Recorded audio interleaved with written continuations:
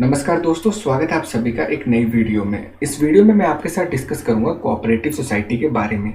जैसे कि आपको पता है कि जेकेपीएससी ने अभी असिस्टेंट रजिस्ट्रार की पोस्ट को नोटिफाई किया है। आप सब इसके फॉर्म भर रहे होंगे और कुछ बच्चों ने प्रिपरेशन स्टार्ट भी कर दी होगी।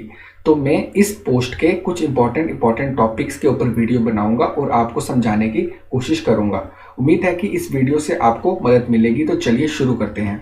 सबसे पहले हम जानेंगे डेफिनेशन ऑफ कोऑपरेटिव सोसाइटी से। देखिए, कोऑपरेटिव सोसाइटी की डेफिनेशन समझने से पहले आपको 4 कीवर्ड्स का ध्यान रखना पड़ेगा। जो फर्स्ट कीवर्ड है वो है वर्किंग टुगेदर, सेकंड है कॉमन पर्पस, थर्ड है वॉलंटरी एसोसिएशन और फोर्थ कीवर्ड है हमारे पास वेलफेयर मोटिव। अगर आप कोऑपरेटिव सोसाइटी को देखेंगे तो ये 2 वर्ड से बना हुआ है, कोऑपरेटिव और सोसाइटी। और अगर आप फोकस करेंगे फर्स्ट वर्ड जो कि है कोऑपरेटिव, कोऑपरेट करना मीन्स एक दूसरे के साथ मिलजुल कर काम करना। तो हमारे पास अगर फर्स्ट कीवर्ड को देखेंगे आप तो वो है वर्किंग टुगेदर, एक साथ मिलकर काम करना एक कॉमन पर्पस या फिर ऑब्जेक्टिव को अचीव करने के लिए। मीन्स आपको एक साथ मिलकर काम करना है किसके लिए, एक कॉमन पर्पस या फिर ऑब्जेक्टिव को अचीव करने के लिए। ये जो कॉमन पर्पस होता है ये आपके इकोनॉमिक इंटरेस्ट को पूरा करता है। और जो हमारे पास थर्ड कीवर्ड है दोस्तों वो है वॉलंटरी एसोसिएशन। मीन्स आप किसी भी कोऑपरेटिव सोसाइटी को अपने डिसीजन से ज्वाइन करते हैं, किसी के भी प्रेशर से आप कोऑपरेटिव सोसाइटी को ज्वाइन नहीं करते। आप जब चाहे कोऑपरेटिव सोसाइटी को ज्वाइन कर सकते हैं और जब चाहे कोऑपरेटिव सोसाइटी को छोड़ सकते हैं।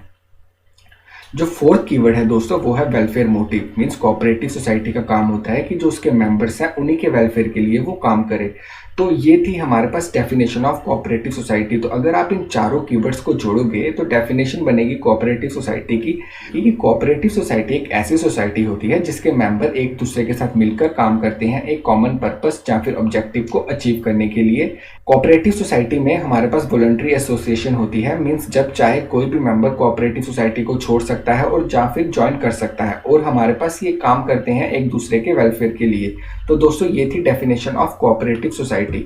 अब मैं आपको कुछ बताऊंगा आपको कौन सा सबसे इंपॉर्टेंट पॉइंट आपको याद रखना है। देखिए, कोई भी कोऑपरेटिव सोसाइटी को अगर आप फॉर्म करते हैं तो आपको उसको रजिस्टर्ड करवाना पड़ता है उसको लीगल स्टेटस देने के लिए।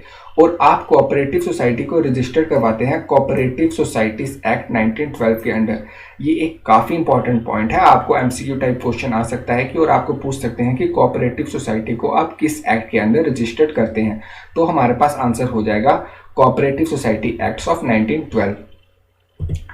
अब अगर आप कुछ और इंपॉर्टेंट पॉइंट्स देखेंगे तो कोऑपरेटिव सोसाइटी को स्टार्ट करने के लिए you have to need at least 10 adult member. अगर आपको किसी भी कोऑपरेटिव सोसाइटी को स्टार्ट करना है तो आपको 10 अडल्ट मेंबर्स की ज़रूरत होती है। देखिए, अडल्ट मेंबर्स वो मेंबर्स होते हैं जिनकी एज 18 ईयर से अबव होती है। जो सेकंड पॉइंट है वो है कैपिटल रेज्ड फ्रॉम मेंबर्स। जो भी आप कैपिटल हमारे पास चाहिए होती है आपको कोऑपरेटिव सोसाइटी को फॉर्म करने के लिए, वो पूरी की पूरी कैपिटल जो हमारे पास कोऑपरेटिव सोसाइटी के मेंबर्स होते हैं उन्हीं से हमारे पास कलेक्ट की जाती है। तो जो हमारे पास थर्ड पॉइंट आपको यहाँ पे रिमेंबर रखना है कि मेंबरशिप ओपन फॉर ऑल। ये नहीं मैटर करता कि आप कहाँ से बिलोंग करते हैं, कोऑपरेटिव सोसाइटी को कोई भी इंडिविजुअल ज्वाइन कर सकता है। तो ये हमारे पास 3 इंपॉर्टेंट पॉइंट्स हो गए दोस्तों कोऑपरेटिव सोसाइटी के रिगार्डिंग। जो मैंने आपको पिछला पॉइंट बताया था कि कोऑपरेटिव सोसाइटी को हम रजिस्टर्ड करते हैं कोऑपरेटिव सोसाइटी एक्ट 1912 के अंडर, वो एक काफी ज्यादा इंपॉर्टेंट पॉइंट है। और ये 3 पॉइंट भी आपके एग्जामिनेशन पॉइंट ऑफ व्यू से काफी इंपॉर्टेंट है।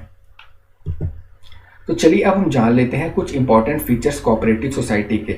देखिए, फर्स्ट जो हमारे पास फीचर्स है वो है voluntary membership. Means cooperative society को फ्री है ज्वाइन करने के लिए। मींस कोई भी ज्वाइन कर सकता है और कोई भी हमारे पास एक कॉस्ट नहीं लगेगी आपको कोऑपरेटिव सोसाइटी को ज्वाइन करने के लिए। और आप जब चाहे कोऑपरेटिव सोसाइटी को छोड़ सकते हैं एक नोटिस प्रोवाइड करके। जब आप नोटिस दोगे वो आपको बता देंगे कि आप इतने दिनों में कोऑपरेटिव सोसाइटी को छोड़ सकते हैं। तो हमारे पास हम ये बोल सकते हैं कि कोई भी आपके पास स्ट्रिक्ट हमारे पास प्रोसीजर नहीं है कोऑपरेटिव सोसाइटी को ज्वाइन या फिर छोड़ने का। सेकंड जो हमारे पास फीचर है कोऑपरेटिव सोसाइटी का वो है हमारे पास लीगल स्टेटस। देखिए, कोऑपरेटिव सोसाइटी को रजिस्टर्ड करना कंपलसरी होता है और इसको आप रजिस्टर्ड करते हैं कोऑपरेटिव सोसाइटी एक्ट 1912 के अंडर, जिसकी वजह से कोऑपरेटिव सोसाइटी एक सेपरेट लीगल एंटिटी की तरह बिहेव करती है। फॉर एग्जांपल, आप कोऑपरेटिव सोसाइटी के नाम पे ही कोई कॉन्ट्रैक्ट इशू कर सकते हैं या फिर किसी को सू कर सकते हैं या फिर किसी भी टाइप के एग्रीमेंट में एंटर हो सकते हैं, क्योंकि आपकी कोऑपरेटिव सोसाइटी एक सेपरेट लीगल एंटिटी है। थर्ड जो हमारे पास कोऑपरेटिव सोसाइटी का फीचर है वो है दोस्तों लिमिटेड लाइबिलिटी। देखिए दोस्तों, लिमिटेड लाइबिलिटी का यहाँ पे मतलब है, मान लीजिए कोऑपरेटिव सोसाइटी लोन लेती है किसी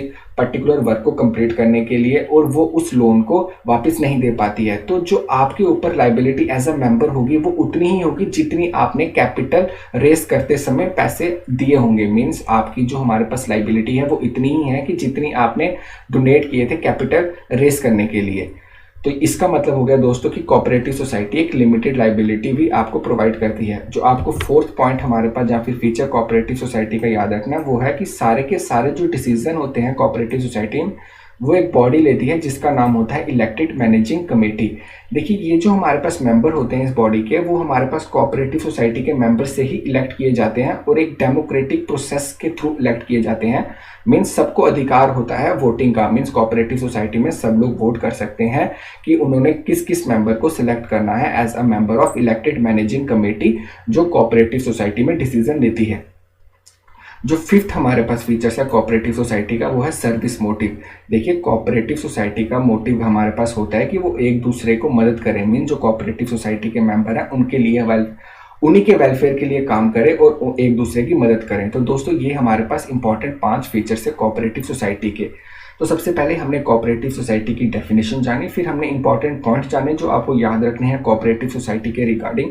देखिए दोस्तों ये सब था कोऑपरेटिव सोसाइटी के बारे में। मैं आपको स्लाइड्स की पीडीएफ बना के अपने टेलीग्राम चैनल में प्रोवाइड कर दूंगा, वहां से आप इस स्लाइड को डाउनलोड कर सकते हैं और अपने नोट्स बना सकते हैं। अगर आपको ये वीडियो पसंद आई होगी दोस्तों तो वीडियो को लाइक करें, हमारे चैनल को सब्सक्राइब करें ऐसी और वीडियो के लिए। धन्यवाद।